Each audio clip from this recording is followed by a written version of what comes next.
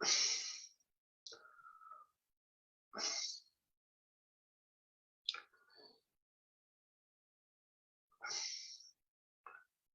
evening, guys.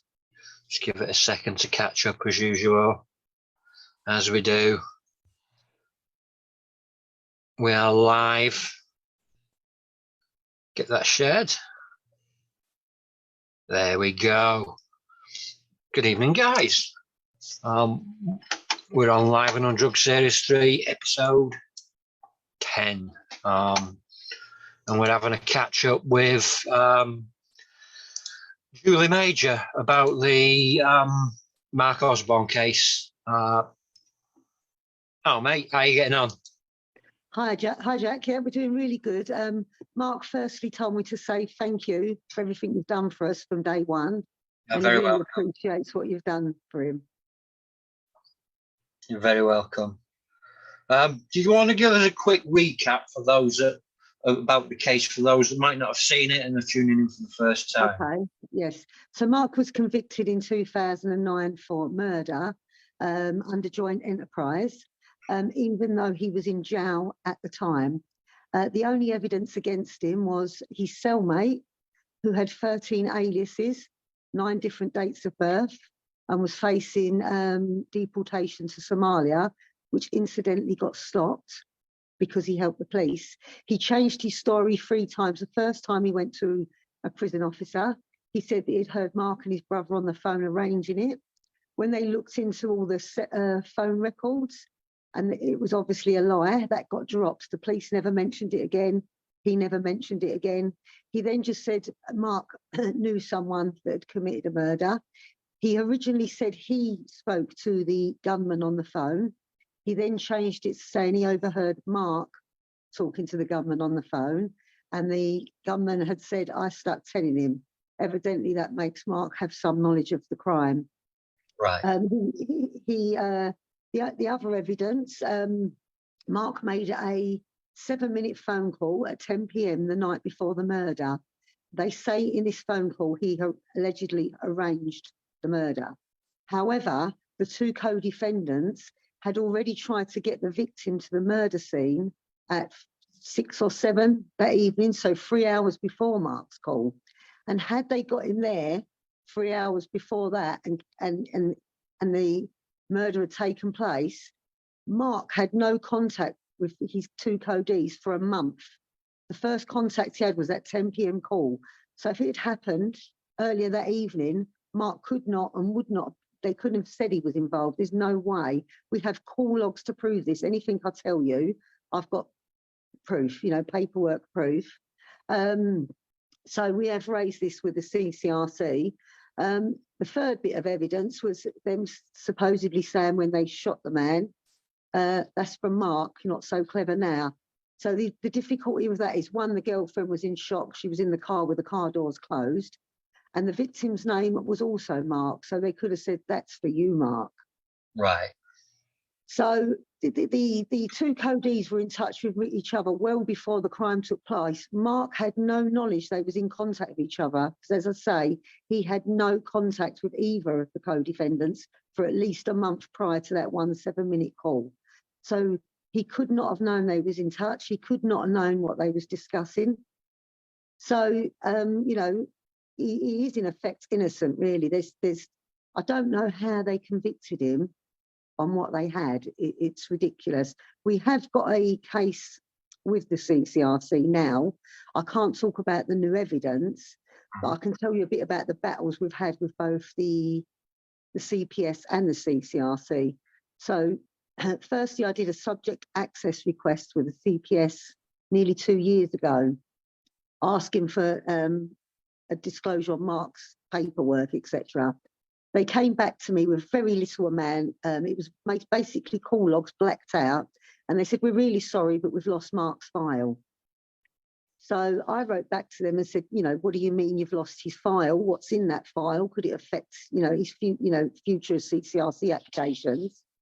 And they said it was just silly stuff. Tried to brush me off. So I took it higher up. I took it to the independence claims people. I then and still didn't get any satisfaction. So I then raised it with Lisa Ramsaran, who is Deputy Chief Prosecutor of the North London Homicide Team. She looked into it and told me the file had now been found. She put me back to Mohammed Salis, who is the Information Access Team. He come back to me and said, I can confirm it's lost. So I then went to Max Hill, who's Director of the Public Prosecution Office, and I said, you know, what is going on here? Your staff are contradicting each other. It's not something I expected from an organisation like the Crown Prosecution Service. Then Lisa Ramsaran came back to me and said it was definitely found. I went back to Mohammed, and he come back to me and he said, Julie, I'm really sorry. Thank you for your tenacity. Very polite now. It turns out it wasn't one file missing. There was 14 boxes. So they was in the process of downloading. So that took months and months and months and months. I eventually got what they said was all the paperwork, which was a load of rubbish. They basically give us nothing. They really just give us the runaround, but they did come through in the end, and they found these 49 boxes of marks when they thought there was only originally 10 or something. So they found another 39 boxes. They'd spelt his surname wrong, and this is why it was missing. So in the meantime, with me and Mark put in an application with the CCRC, the Criminal Cases Review Commission. We put it in, they reviewed it very quickly, came back and refused us. They said it was a final response, we couldn't respond. And when I looked at the response papers, they'd actually muddled myself and Mark's mum's application up because we're both Julies. So, right. And they actually said in this review that there was never any indication that Mark was involved in the murder via phone calls. So if Mark wasn't involved via phone calls and he's in jail and he had no visits from either codees, how did he do it? Telepathically? So what I did, because they wouldn't let me respond in the normal manner, what I did was raise a big complaint. I went in through the back door, I raised a big complaint, and in that complaint, I also raised the points that concerned me, and I argued the points that they'd come back with, which I believe they'd answered incorrectly. They then come back to me and said that having reviewed it, they agreed that there were some things that need looking at, and they decided to give us a new caseworker and start a whole new review, start again, you know, totally again. That was last May. They still have it now at the moment. We were supposed to get a possible response in February, but our caseworker has said now it's going to be a few more months. I will say that the caseworker we have now has been brilliant. He communicates with us, he liaises, you know, he listens to my points, he's very patient, you know, I fire a lot of stuff at him. So I can only speak highly of the caseworker we have now. And I can also say that, you know, the CCRC get a lot of bad press, but some of it is the constraints put on them by the appeal court and the government, because, you know, the caseworker explained that he had to tick boxes. And if he fails to tick just one of those boxes, he's not allowed to refer us back to the CCRC. So someone needs to look at this, because they can't make it nigh on impossible. You know, there's been several famous miscarriages of justice. There's been, you know, lots of people been released. You know, Raphael Rowe, Mick O'Brien, Kevin Lane. So they're aware that there are genuine miscarriages of justice out there. So the government, the appeal court, whoever's putting these constraints on the CCRC, need to make it a bit more accessible for people like Mark to be able to go to the appeal court. Sometimes, you know, the CCRC make decisions when you've got new evidence, and really I don't feel it should be their decision. I feel like it should be the appeal court that decide if that evidence is enough.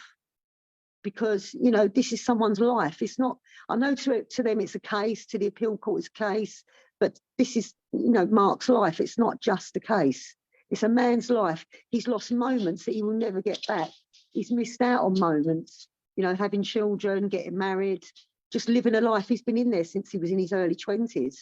And I just feel like there should be a fairer process for people like Mark to access the appeal court and, you know, try and get his case heard, because there's not enough There's not enough. There's not enough help. There's not enough. The CCRC, the budgets have been cut every year. The caseworkers have been cut, and as I say, the constraints placed on them make it difficult for them to do their job. They're supposed to be an independent body set up, and to me, they're not that independent because they've got so many constraints on them, and that's really concerning. Because as you know, there are, thousands of wrongfully convicted people. People have been let out all the time. So it's not a case of it very rarely happens. It's happened a lot. And especially, years back, because I think there was more corrupt, well, I say more corrupt behaviour back then. There seems to be a lot of corrupt behaviour today. But it was more covered up back then. People got away with it back then. And also, the Jogi case where they changed the law on joint enterprise, that should have automatically give some people the right to appeal, but it didn't. It's not actually. I think one case in Northern Ireland. I think it's the first landmark case since the Jogi case that's been referred back on the joint enterprise issue, and that's not good enough. That's disgusting. What is going on? I just feel like that.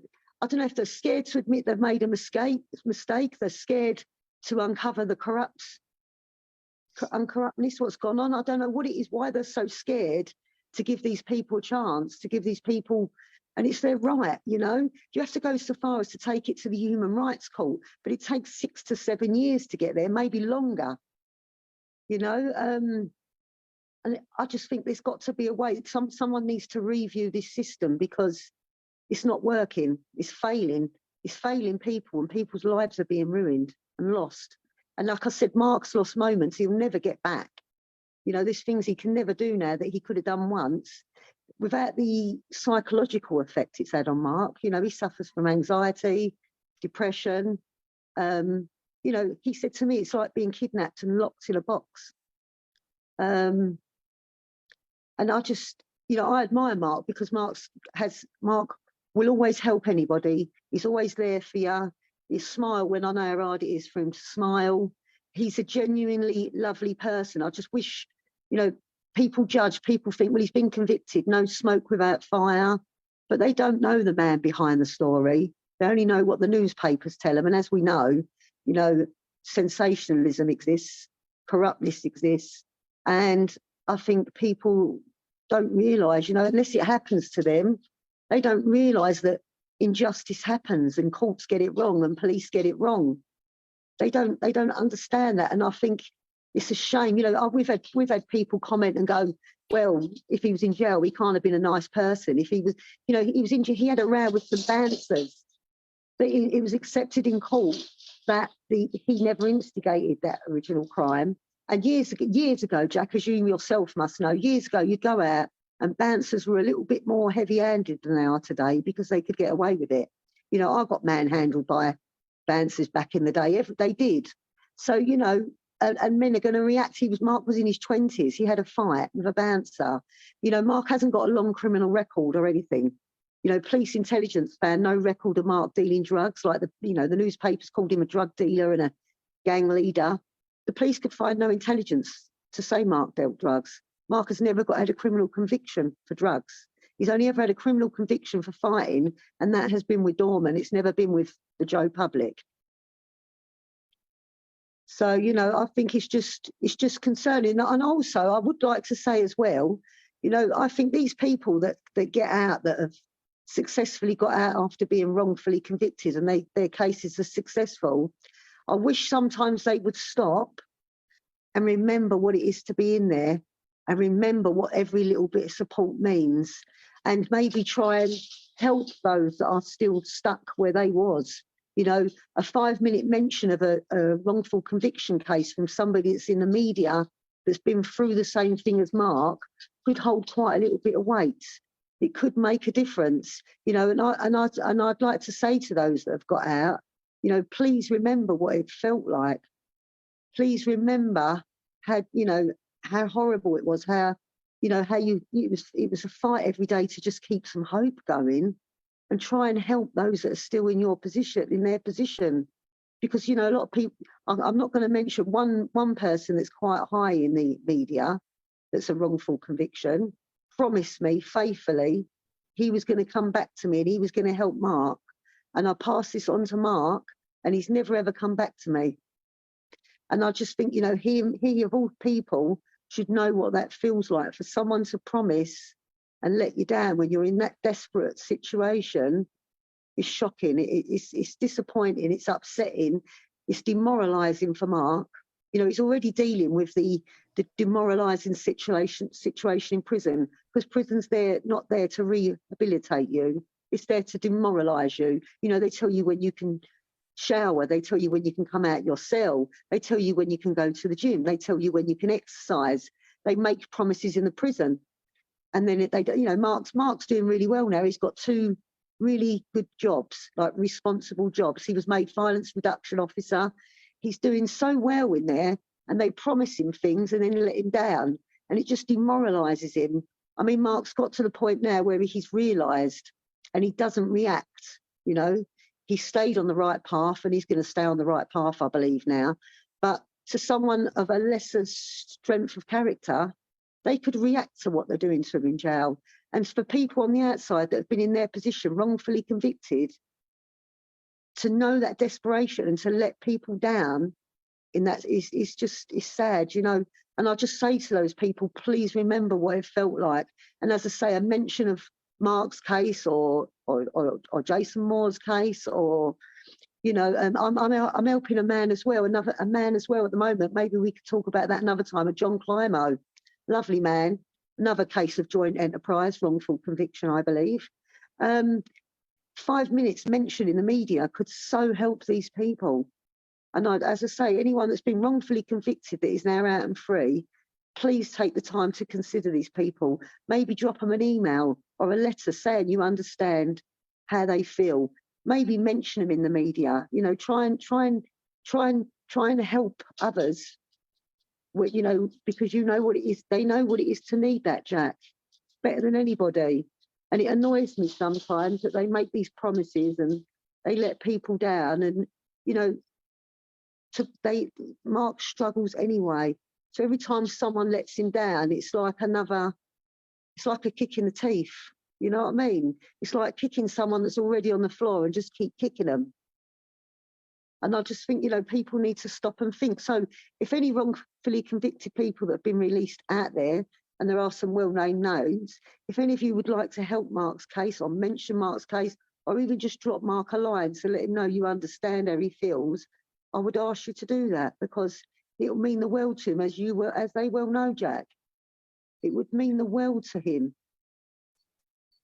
Yeah, I mean, I do sort of sit there and think about what he must be going through.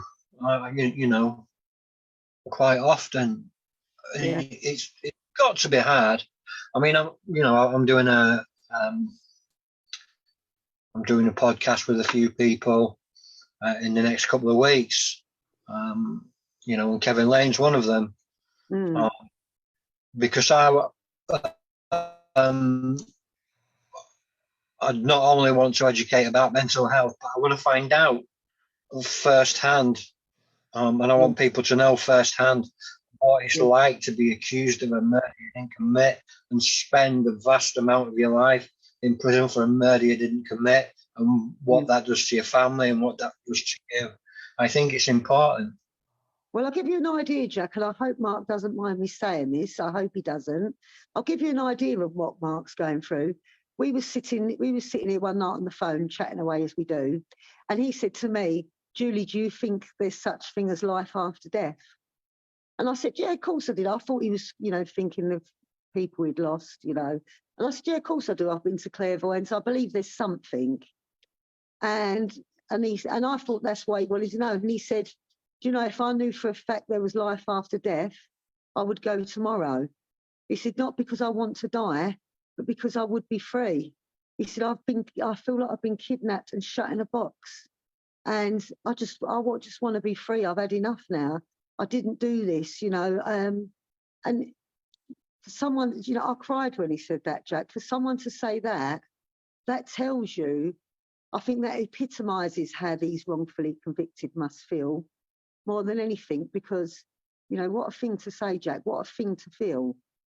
You know, and Mark said, I'm not suicidal. I'm not going to kill myself. But if I knew for a fact there was life after death, I would go. And as I say, to hear a man say that is heartbreaking.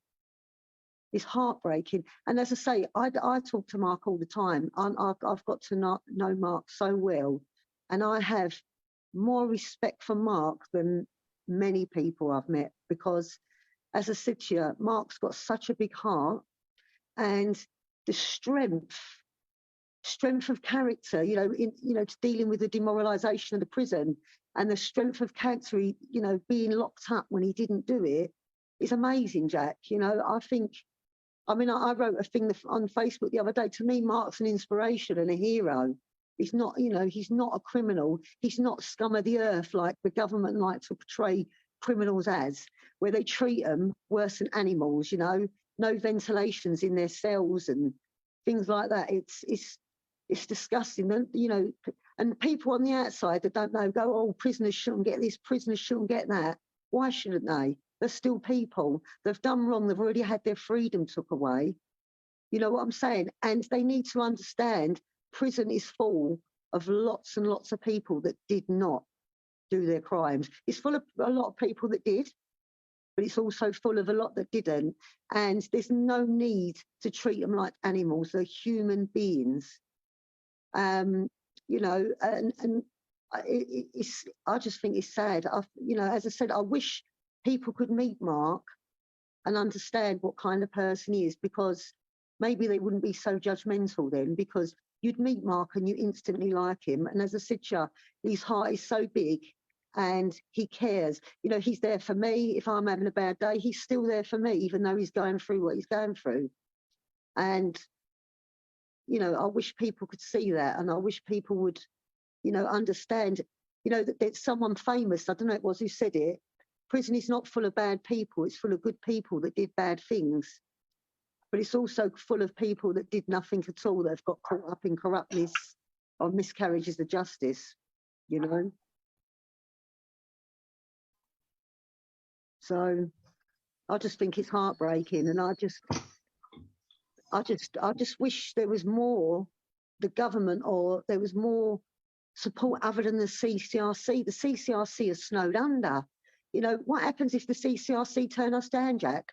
We've got to try and judicial review this then, you know, and then what happens? If not, we've got to go to the Human Rights Court. But that all takes time, and Mark, the years are going on and on for Mark. His life's still getting lost, you know. It's just wrong. It's wrong. I don't know what the answer is, Jack. I don't know what the answer is. I don't know a solution, but I know the current system is not working, and I know something needs to be done, and something needs to be done soon. Yeah, it does. I mean, what is it? 14 years he's done now. 14 years, and you know, bear in mind he was already in there a couple before, because he was already in there. So you know, he was in his 20s. He's 40 now. And that's for 30-year minimum? Yes, 30-year minimum. So he can't even be considered for parole. You know, and for that to be like that and to be innocent, you know, we've never said the other two are innocent. We've never. I mean, we've never fought for them, and you know, I think to a degree they're probably taking some responsibility for what they did now. But you know, we've never said that you know, he's only Mark we're fighting for, and because Mark is the innocent party in this. Mark knew nothing. I mean, once if the CCRC turn us down, Jack, I can show you some of the new evidence I have, which will prove what I'm saying. Yeah. But I can't put it public until the CCRC have finished with it, because it could damage the situation. So at the moment, I have to sit on it. So I can't say about the new stuff. And I've even got things I can show you and things you can listen to prove some stuff. But I can't do that at the moment. No, and we will have a part 4 at some point. You know, I want to put some of the focus anyway on the content that I'm creating towards injustice, because you know, you've got Mark and you've got other people that are in under the Jengba, which is barbaric. It's a barbaric sentence. Plus, you've got something like 3,000 people that are still in under the IPP sentencing. Shocking. You know, and they got moderate terms, like 6 months, and they've served years. Yeah. And they're not getting out because of the mental health, because the mental health suffers, they kick off, they get more time added, and they don't get out. And there's just so much injustice. It's not just a few people, you know. If there's 3,000 people in there under IPP, or you know, whatever it became, and then there's men like Mark in there. How many people are in there? You know, I don't know the figures. Well, I know of three people that are in there with Mark that are under joint enterprise. Again, the joint enterprise is a crime of the century. Joint enterprise is disgusting. You know, joint enterprise is aimed at the poor, the ethnic minorities. You know, it's aimed at that sort of. You know, it's a prejudiced, racist prejudiced. You know, on age, your background, as in financial background, and you know your race and colour, and it's absolutely disgusting. You know, how can you go down for a murder when you did not commit that murder? The person that committed the murder should be down for the murder. How can you charge people that didn't do it for murder and put them away for murder? It doesn't make sense. You know, well, I think we're the only country in England that have something like this, where you know, 10 people can go down for one person stabbing and killing somebody or shooting and killing somebody. I don't think other countries have a similar situation like England does. It's barbaric. It's outdated. I mean, Jengba are running through the bill to try and get the substantiated injustice test removed. That will help people like Mark, etc., with the CCRC. They do an amazing job, Jenga, fighting for, you know, they was involved in the Jogi situation. They're amazing, but it's so slow, Jack, and it's brick by brick by brick. And these people haven't got this time, you know, their lives are going by. Mark, you know, like I said to you, you know, Mark's 40 now. That's his life's gone. You know, like a vast majority of his life's gone doing the normal things that me and you have done. You know, he never get a chance to do some of them things anymore. And it's just, you know, if he came out, he's not going to be the same man he was when he went in. It's going to affect him, Jack. You know, it has affected him. He's on, you know, antidepressants, etc. It's just, you know, how'd you get past? It's like me taking you tomorrow and shutting you in a room and saying, well, Jack, you know, you did this, you got to stay in that room now for the rest of your life. You know, to be locked in jail is hard for anybody. You know, some people deserve it, but to be locked in a room, in a cell for something you didn't do, must just be horrific. It must just be, and no one's listening to you, and no one seems to be wanting to help you, and there's no avenues to go down. It must just be the worst thing in the world, Jack. Yeah, I agree. I mean, of the you know few people that I have interviewed about it, you know, they've admitted to not being, you know, even though they've been like in prison for what they're, you know, for being accused of a murder that they didn't commit. That affected their behaviour, and they were kicking off. Yes. And it was getting worse and worse, and you know, they kept kicking off because it affected their mental health so badly. And for Mark to be in there and not kick off, that must take some constraint and resilience. Yeah. Well, as I say, they made him violence reduction officer. He actually sort of mentor. He actually stops things kicking off. You know, he talks to people. People got respect for him. Mark's respected in there like he was on the outside, you know. I mean, if you speak to anybody that knew Mark back in the day, they'll always say to you what a, you know, great person he was. And he's the same in there. He's well liked, you know. And when he first went in there, he did kick off. When he was first convicted for 30 years, he did kick off once or twice, not with prisoners, with the prison officers. But now, you know, he's totally turned. You know, he hasn't done that for probably 10 years. You know, his first early years, he was like that. Now he's trying so hard to improve himself. He's been to education, you know, he does art, he goes gym. He's got a couple of jobs in there now that he's responsible jobs, and he's really trying to turn his life around. And I think if he was given the chance, Mark would actually make something of his life. Mark's aim when he gets out is to talk to youngsters and maybe, you know, that might be going down the wrong road, because, you know, he understands what it's like to be young, and maybe, you know, some of these people have difficult lives. He understands that. He wants to help the wrongfully convicted. He doesn't want to come out and just, you know, he wants to do something meaningful. And I believe Mark will as well, because he's that kind of person.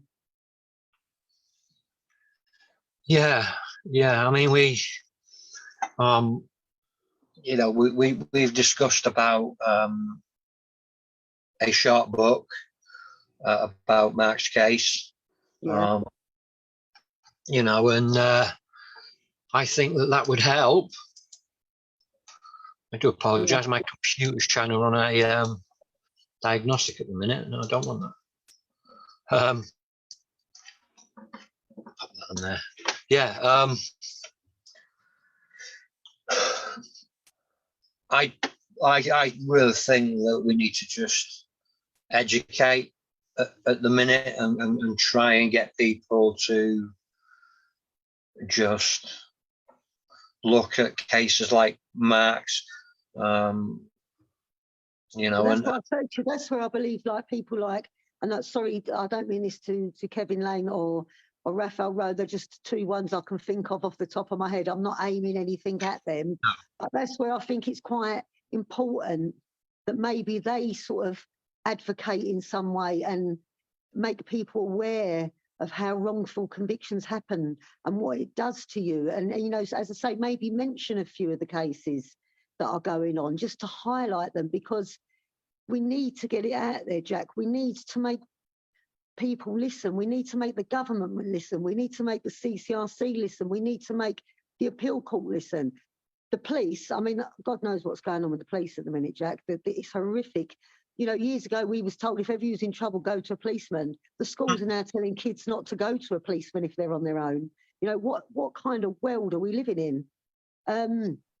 But as I said to you, I don't think it's anything new. I think it's just highlighted today. I think there's always been that corruptness, unfortunately. You know, it's always been like that. You know, I believe the police acted incorrectly with Mark's case, you know. I can't, as I say again, I can't say too much at the moment because of our CCRC application. But, you know, there's always been corruptness. It's not new.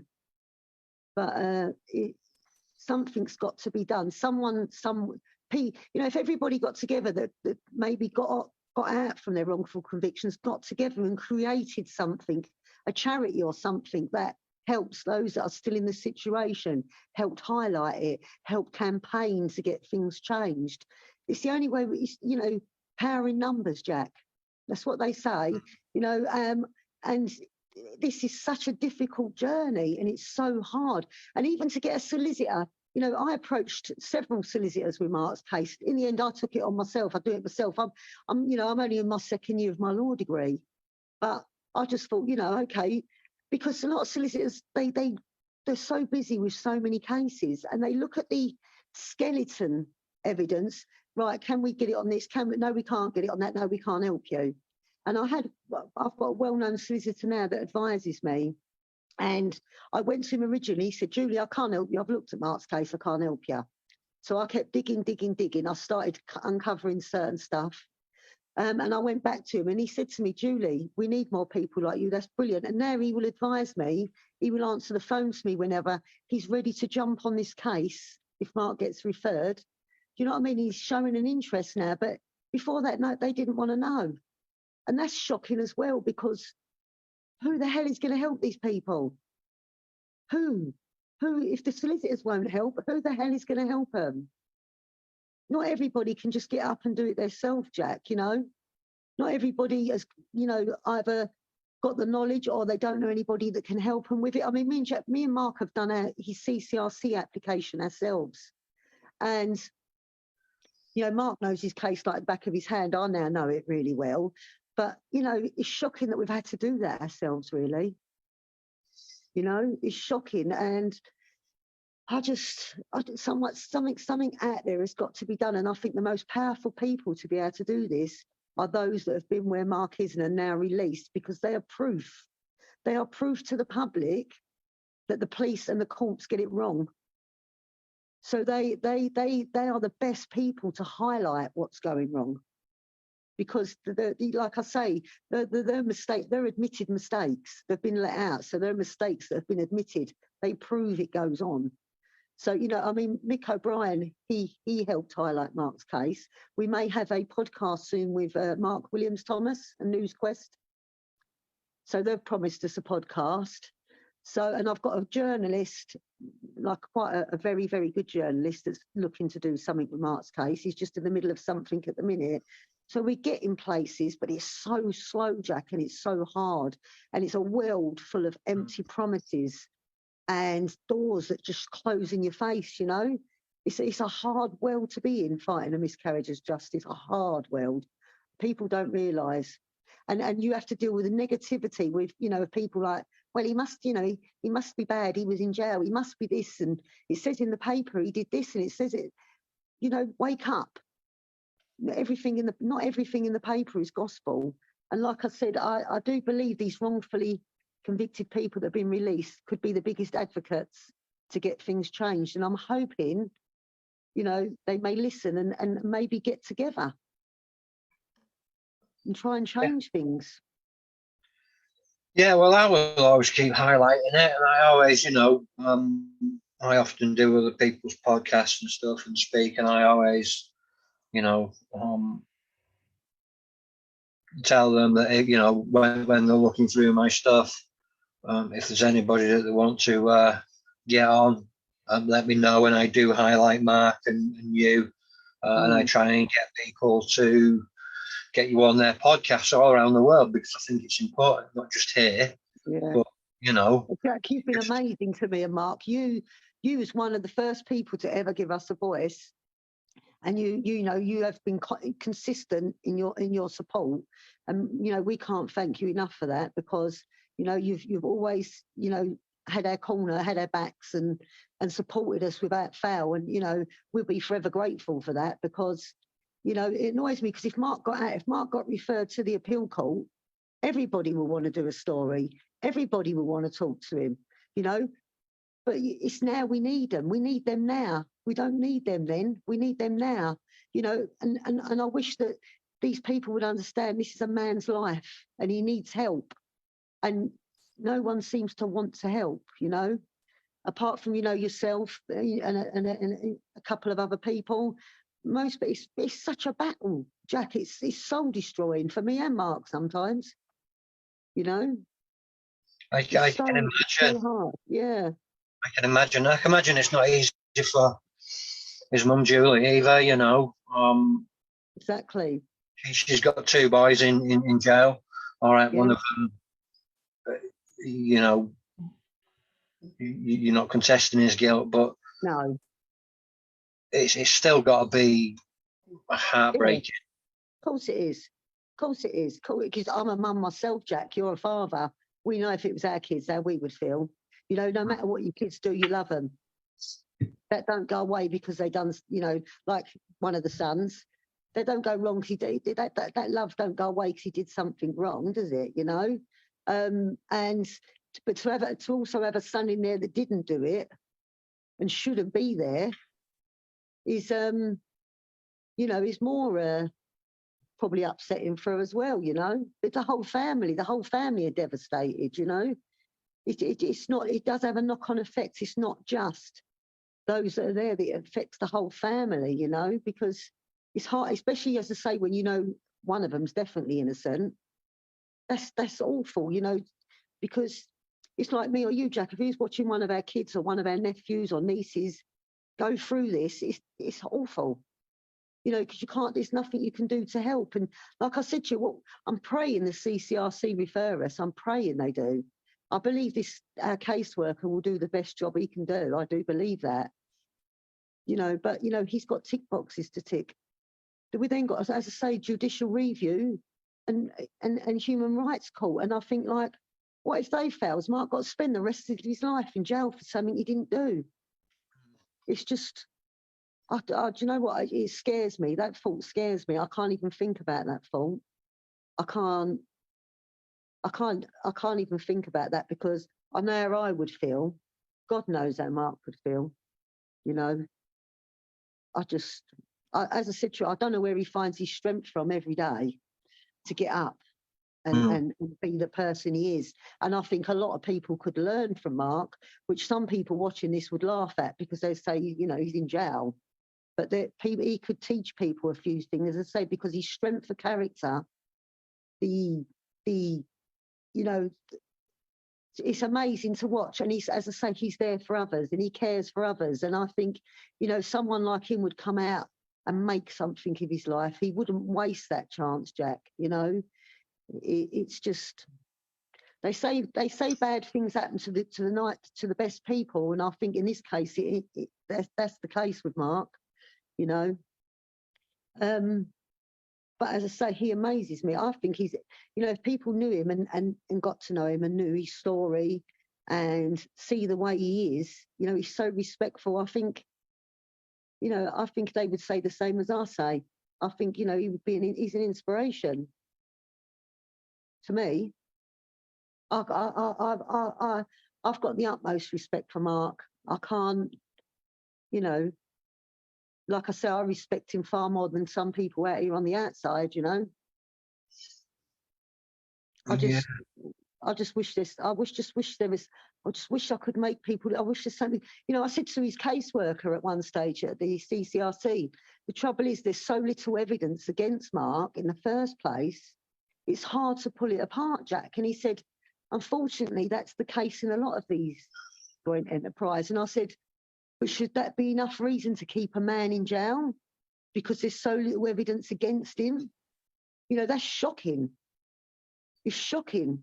I just don't know, Jack. Honestly, I want to get this CCRC result, but I'm absolutely dreading it at the same time in case it's a no. And that's for Mark, because that will break my heart for Mark. It will devastate me for Mark. And you know what?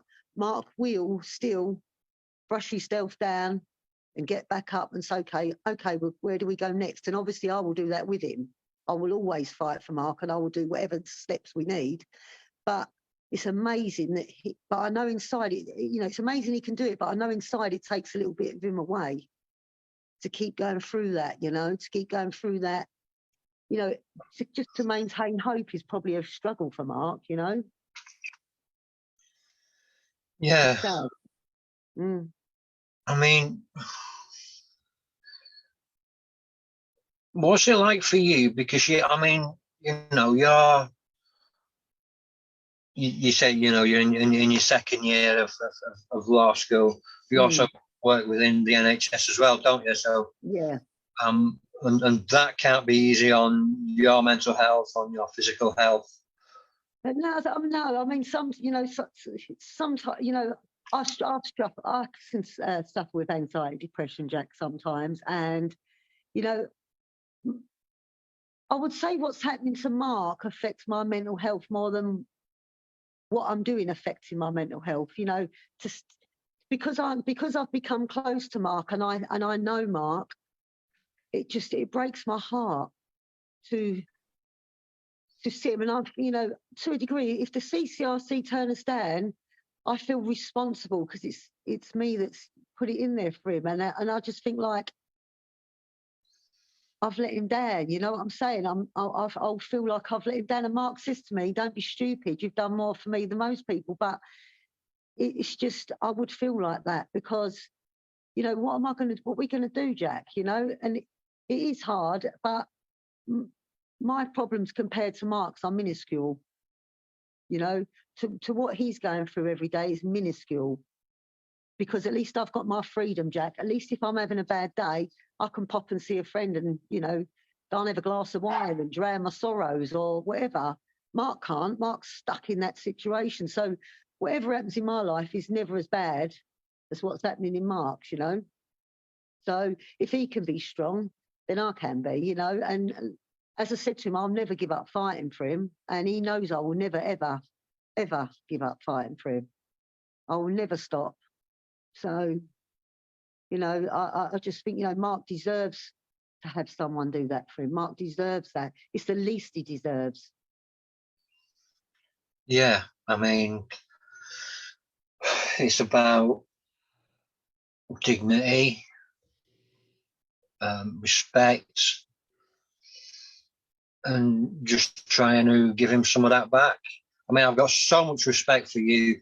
It is ridiculous. You know, I see you out there on Facebook and other things, just fighting every day to clear Mark's name.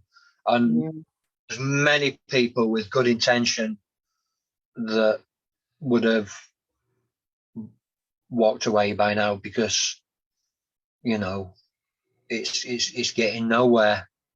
I'll never do that, Jack. I will fight to the death, and I will every knockback I get, I'll find another. To me, you know, a door closing is just looking for another one to open. I will never, ever get. You know, if I have to, I will chain myself to the Supreme Court at some point. You know, I will do something drastic to make someone listen at some point if I have to. You know, there's got, to me, this is so wrong. And to me, good people, things always turn out right for good people. And when you're in the right, it should be put right. So my brain won't let me accept that somewhere along the way we won't find a way out. My brain won't let me accept that, because that goes against everything I believe. I believe, you know, if you're a good person, as I say, and you're right and you do the right thing, eventually the truth will out, you know. And as I said, I will never stop believing that, you know, never stop believing that. And I'm hoping it doesn't prove me wrong. I'm hoping somewhere along the way, I believe somewhere along the way, me and Mark will get me and Mark out. Like, me and Mark will get Mark out, I believe. And I hope I'm not wrong. I'm hoping that happens. Well, I'm with you 100%. I'm with Mark 100%. You know, I'll always be there to fight his corner, along with other people. There are other cases that I've been asked to look into. I never thought in a million years that I'd be doing anything like this, to be honest. But it's tiring and it's difficult. Yeah. Ultimately, we're chasing that. Yeah. Reward, and it's not about me. It's not about you. It's not about you know, his mum Julie. It's not even about his brother. No. It's about Mark. Yes. It's about, you know, the hundreds of thousands of other people that are in there for. Yes. Exactly. Exactly. Yeah. It is. It is for anyone that's been wrongfully convicted. You know, if Mark's case is successful, it opens doors for others. You know, it gives others hope. It gives others. You know, each time we hear someone's been released on a wrongful conviction, it gives us hope. So, you know, yeah, you know, I will never ever stop fighting for Mark, and I hope Mark never gets to the point where he says, "Drew, I need to stop," because, you know, we've got to keep fighting. We've got to, because if it's true what they say, you know, the truth always comes out and the good always win, and then somewhere along the way we'll be successful. You know, maybe Jenga with their work, if they get the substantiated injustice tests removed, that will open a few more doors at the CCRC, make things a little bit easier. So there's always new things coming in that may, you know, change. And as I say, if other people that have been released after being wrongfully convicted, if they start campaigning for things to change, you know, they could be a power unto themselves with this. Yeah, you know, yeah, I'd like to. And people like yourselves, Jack, that help get the story out, you know, we're forever indebted to people like yourselves, because it's people like you that help us find a voice. And that's what the wrongfully convicted need, a voice. because otherwise they feel like they've been locked away and forgot. And that is as soul destroying as just being locked up, you know. To know someone's there fighting your corner to somebody that's locked away for something they didn't do is massive. Yeah, and for me, it's a clear calling, you know. I was talking about this with someone yesterday, actually, at church, and couldn't do what I do, and they were asking me why I do it. And it's people from that church that have brought what we call prophecy to me and saying, you know, you're going to be a voice for, or it's like to have a voice as an addict, as a homeless person, as a prisoner, as a, you know, mentally ill, as a man, you know, as a Gen Xer, as a person of a certain age. It's you know, it's difficult all down the road. You know, it's difficult to get your voice out there. And when I started this during the October lockdown in 2020, I said that I wanted to be the voice for those that don't have one, because there are so many people out there and there's so much injustice, not just in prison. And I really do have a heart for that, but it's so hard to get people to listen. I know. Sometimes I do this and I think, you know, and I look and we only get even one person watching it. That is fantastic. Yeah, cool. But I know what you're saying as well. Yeah. Sometimes you do get a bit discouraged. You look and you think, am I actually doing the right thing? Because are people actually listening to me? And why are people listening to me? And that self-doubt comes in. And it's just, you know, I won't ever give up like you. I won't ever give up. If one person listens, Jack, and you change their opinion or their point of view, or you make them understand something they didn't understand before, then that one person makes it worth it. Like I said, probably for yourself, same as for us, it's a slow process. It's a slow process building up your views and your followings. But you get there. I'm hoping, you know, like I say, when you're good people, you get there eventually, you know. I always believe if you're a good person, things always go right for you. I live by that. I've always told my kids that, you know. And I live by, you know, I think if you're a good person, things always go right in the end. And I think don't ever stop doing what you're doing, Jack, because, you know, like I said to you, you reach 20 people. If you only reach 20 people in a year, you're 20 people who you've changed their opinions and changed their point. And that 20 people could then discuss it with somebody and change another 20 people. And then that 20 people again, you know, so as a knock-on effect. So, it's, you know, it's just keep going, you know. So like I said, this is a slow process. What we're doing, you know, me and Mark, sometimes we just think like, you know, sometimes I think, you know, it's hard, you know, it's, you know, I feel the same as you, Jack, sometimes, you know, and you have to keep going, because what's the alternative? What's the alternative? You know, leave them people to just not have a voice and not have any hope, or keep doing what we're doing. Yeah. And I want to say, if there's anyone out there that wants to get involved and help out, drop me a message, and I'll push it on to Julie, because, you know, there's a few people that are really pushing into it, but we still need help. I'm looking at getting Jay from Jengba to come on and discuss some of the sides that she fights, and you know, what it's like on that side, because I know she's got a heart for Mark's case and other cases as well. They do a lot of, they fight legally, don't they? They do a lot of legal and legislation battles, which, you know, the Joe public can't do. They tend to fight, you know, to get bills passed through and laws changed, which is really important. You know, that can make an immense difference, and they do amazing work, Jack. You know, they do amazing work. Mm. Yeah. You know, I do think that I'd quite like to get you and a few other people on one of these as well, Yeah. and discuss what we can do in the longer run. Yeah.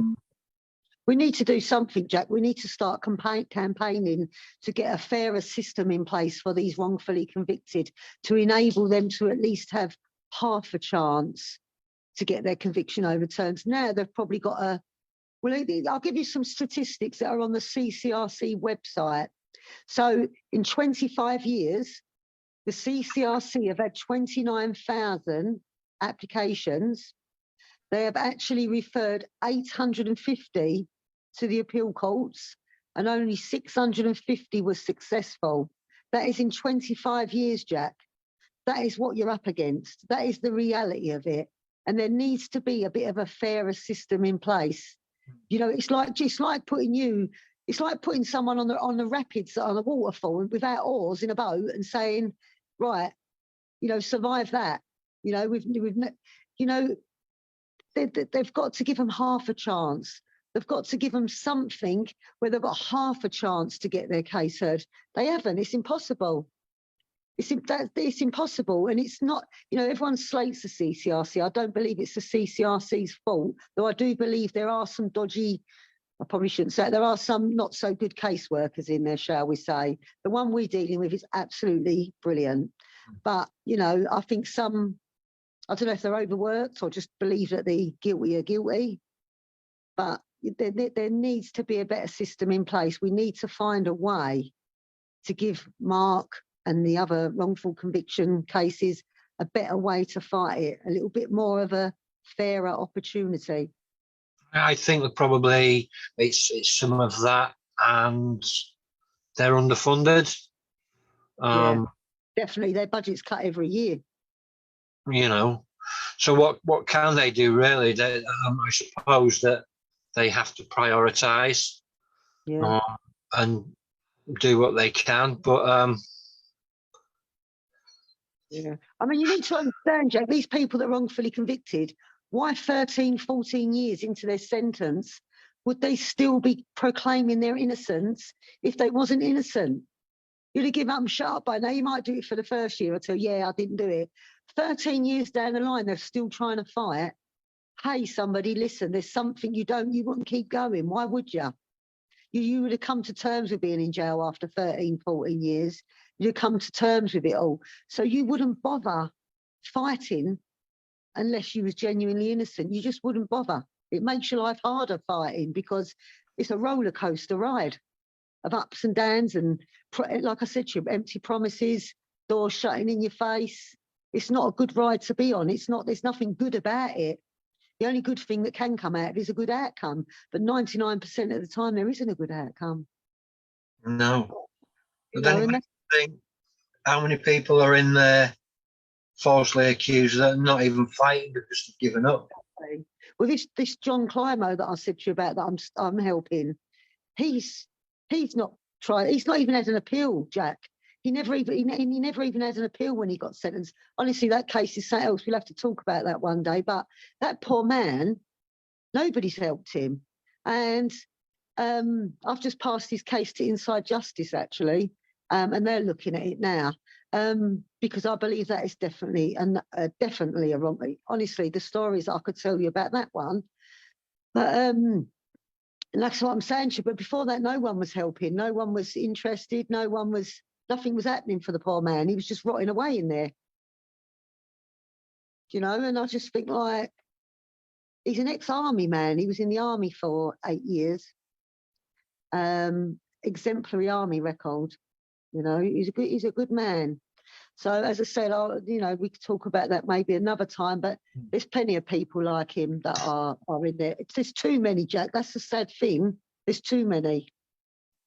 And as I say, when they're still saying they're innocent 13, 14 years down the line, you have to listen to that. Why would you bother all them years? exactly. I mean, there's a few famous cases that you look at. You know, I always hesitate to mention the Essex Boys cases. You know, and Steele and Holmes. I believe Holmes is out now, but you know, always maintained his innocence throughout the whole of it. Yeah. You know, as did Steele, I believe, but you know, he's still in there. But you know, the cynic in me says, well, you know, are they keeping it up because they have to keep up the innocent, or Yeah, well, innocent I mean, they are? But I wouldn't have thought so really, because like I said to you, there's nothing to gain from it. You know, anyone that proclaims their innocence, what do they get out of it, Jack? Because what do they get out of it? Because all they're doing is you know, they go public, people are slating them, people are saying terrible. There's nothing good that comes out of fighting your wrongful conviction. And let's say, unless you get it overturned, that's the only good thing that comes out of it. But the journey to get to that point is a nightmare, Jack. It's hell. You know, even the prisons give you a hard time if you don't admit your guilt. You're less likely to get parole if you don't admit your guilt. So they don't achieve anything. I mean, I'm not saying everybody that proclaims their innocence are innocent, because, you know, you probably do get the odd one here or there that will just, you know.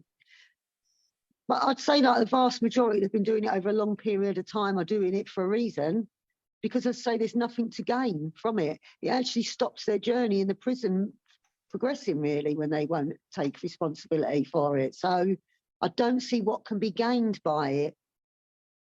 You know? Yeah. I do agree. You know, like I said, I'm a bit of a cynic at times, but you know, there are people that I inherently believe in, and there are some people in there that, you know, and there are some people that have got out that I still. I agree with you. Yeah, no, I agree with you, Jack. I know exactly where you're coming from. I totally agree with you. Yes, I do agree with you. I have my opinions on certain, you know, but that's an opinion. But then people have their opinion on Mark, and they may think the same like I think about somebody else, and yet I know 100% are wrong. So, you know, unless you know every full detail of each individual case, you can't really have an opinion, because No. you know, you can't just go by where they were sentenced and the newspaper said this, because I know with Mark's case, it's all a load of twaddle. And having all the papers in front of me and reading them all, I know 100%. If someone said to me tomorrow, Julie, stand up. If you think Mark's innocent, stand up. And if he's guilty, you will die. I would stand up. I would put my life on it, because I know 100% Mark's innocent of this. I do. I wouldn't be fighting for him otherwise, Jack. You know, Yeah, I I don't. understand that. I understand that. You know, Yeah. I've stuff that you sent me. It's all a bit. It's heavy. It's heavy stuff. I'm not going to lie. It's heavy reading and long reading. The statements from whatever his name was, conflicting and stuff like that. You know, I do believe that Mark is innocent.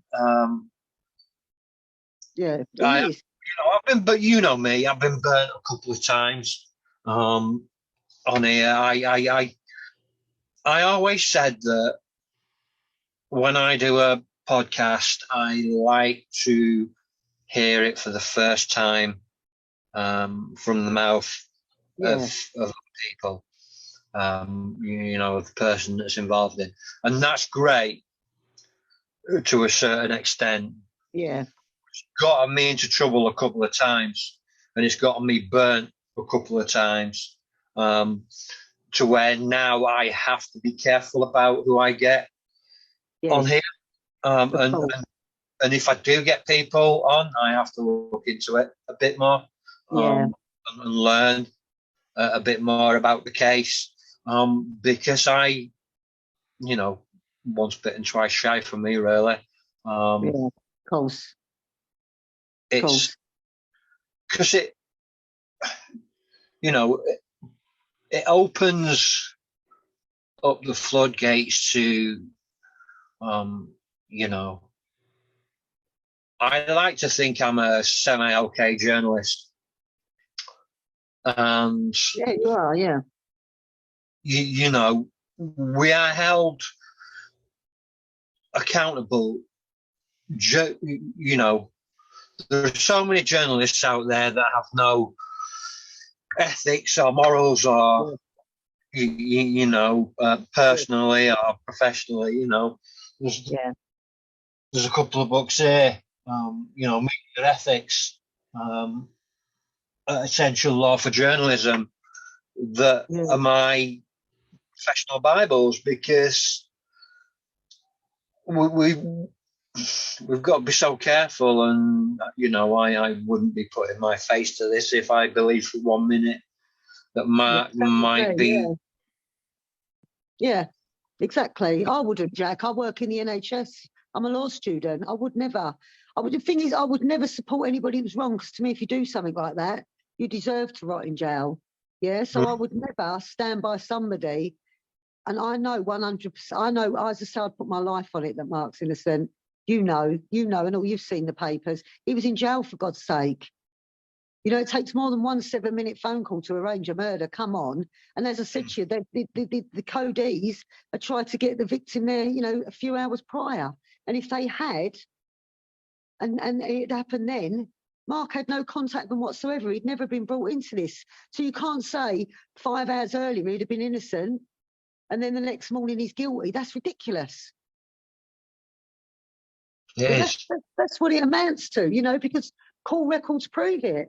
They prove it. The call records show them trying to get the victim to the murder scene. It shows the other 2 Codees at the murder scene. It shows you them ringing him up. Even his girlfriend, I think, did say that they rung him and he said he was at a barbecue or something and couldn't go. It's common knowledge. Yeah. But had he gone then and had it happened then, there is no way on this planet Mark could have been involved unless he did it telepathically. Because, like I said to you, all the call logs show no contact between Mark and his Codees for a month before. He just happened to ring the night before the murder. And the only reason he did, I think, is because someone had said they was going down the pub with the person that did the shooting. They said they was going down the pub with this bloke, and there was loads of them going down there. And what actually happened on that 7-minute call is Mark spoke to them, and he was passed around the pub to speak to all his friends. And I think the main witness actually says in one of his statements, they was just talking about girls and stuff. So he actually says that. He never ever said, apart from that silly first 1 minute thing when he made it up and said whatever, he never ever said he heard Mark arranging anything. Never. So he would have heard that. He was 2 minutes away from him in his cell. And if he's such a conscientious witness, and he reckons he spoke to the police because he thought it was wrong what they did to the victim, then surely he would have gone to somebody and stopped it happening if it had heard it was going to happen. Yes. Yeah. You know, he was two inches away from Mark at all times in that cell. He would have heard Mark do that. He, you know, like I said, if he was so conscientious that he went and reported it because he felt like it was wrong, then he would have reported that it was going to happen. So Mark did this. He's never even said in any of his police statements, I've read them all, he never ever said in any of them, I heard Mark arrange it in that phone call. They said, what was he talking about? He says, I don't know, girls and stuff. I wasn't really listening. Well, if you heard someone was talking arranging a murder, your ears would prick up, Jack. You would hear that. So that tells you in itself. If he didn't do it in that 1 7-minute call, he can't have done it at all, because how could he have? He never had a visit from Eva Codey. He never spoke to Eva Codey. So how can he be involved? He can't. It's ridiculous. It is. It is. It is. Yeah, I mean, all we can do is just keep doing stuff like this. And pray, Jack. Pray. I know I've got a lot of Christians on my Facebook, Yeah. on my Twitter, on all my socials. Pray, please. Yeah. Even non-Christians, pray, because praying, even though you might not know who you're praying to, it puts you in the right frame of mind. Yeah, send positive. Me and Mark send positive vibes out to the universe every day. We do, because we believe, like, if you put positive vibes out, positivity comes back. Yeah. So, it just helps you get through things. Then having your funny little fireballs, it helps you, find a way through this. We just try and find a way through it to keep Mark positive, and even myself, I need to keep positive, because, as I say, it's such a hard battle, Jack. It's tiring. It's soul destroying, really. It is. It's the best word I can use to describe it. Of course it is, but we'll keep fighting. We'll arrange a part 4. Yes. Is this part 4 or part 3? Pardon? Part 3, isn't it, this one? We'll arrange another part. Yeah. Maybe we can get Mark. Maybe we can get Mark in on the conversation and let Mark give his point of view, Jack. Because it is his life that we're discussing and his case, and yeah. We'll work out a way to get that done. Find a way. Yeah. We'll find a way to get that done. Can people write to Mark? Pardon? Can people write to Mark? They can. They can do email prison. If anyone wants to contact him, if they contact either me or yourself first. Yeah. I don't want to give his prison address out publicly, because Mark might not appreciate that, and I can't do that without his permission. So if they contact you or me first, and then we can sort out a way for them to contact Mark. Yes. Because, as I said to you, I don't want to give anything out I shouldn't give out. One thing I'll give Mark is respect, and I'll let him make any decisions regarding him, because he doesn't get to make many decisions in his own life. No. And that's only right, and that's only fair to Mark. And we will arrange that pretty soon. Because the audio that you played before, that was heartbreaking to listen to. I know. I've been speaking to Julie about taking that and then putting it into. I'm going to start I'm going to look into doing some books aimed at teenagers and older teenagers that focus on things that are just outside of our periphery, and miscarriages of justice are one of those. And I want to highlight Mark's case and some other cases in a book about that. And I'm going to put, I want to put Mark's words in there, because I think it's important that he get his say. At the end of the day, we're here talking about Mark, and we've done this several times before, and no doubt we'll do it several times more. But at the end of the day, Mark should be allowed to speak on his own life. And I think as well, Jack, if he speaks, it will make people get a gist of what he's about, what kind of man he is, because you get a lot from what Mark says. When you speak to Mark, you get it, and I think that will help as well, because I think people need to understand what a good man he is, and how respectful he is, and how kind he is. And, that would be a struggle for Mark to do, because he's very anxious. But, I spoke to him before I mentioned it to you, to make sure he'd be happy. And I think he would. He said, as long as I was sort of on there, as long as I was around as well, he'd feel quite comfortable. So I do think that would be a good thing, to give him a voice, Jack, because, like I said, we're discussing him. Of course. It wouldn't be live. We would arrange some way of getting to do that, and being able to record that so you guys can listen to it in his voice, because that audio, listening to it, you can hear the pain. It's there.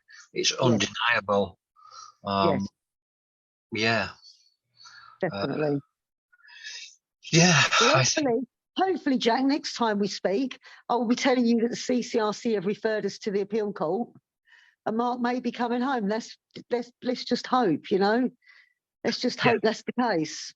Yeah, and we'll pray into that. And you keep me posted anyway, so I'll keep people posted on here as well. And let's get this out to the maximum. Yeah. Yes. Yeah. And you know, like I say, the next time that we'll be together is when you speak about what's happened with that part of the case. Yes, definitely. I've got some interesting stuff for you to see and hear if they turn us down, let me tell you. So see what people make of that. But as I say, at the moment, I can't release that at the moment. So, but listen, Jack, thanks ever so much for all what you've done for me and Mark so far and what you continue to do. It means a world to Mark and to me to have someone on our side, you know, giving us the voice. It's my absolute pleasure. I'm going to end this, guys. Just a slightly shorter one today, but we will get Julie back to, like I say, to speak about that case at a later date. Thank you ever so much for tuning in. I do see that there are some questions and people have been in the comments, so I will look through them. Yeah, a lot of comments, and we'll see what we can do. Thank you, guys, and I shall see you again next week with Lee Mayo. Cheers, guys.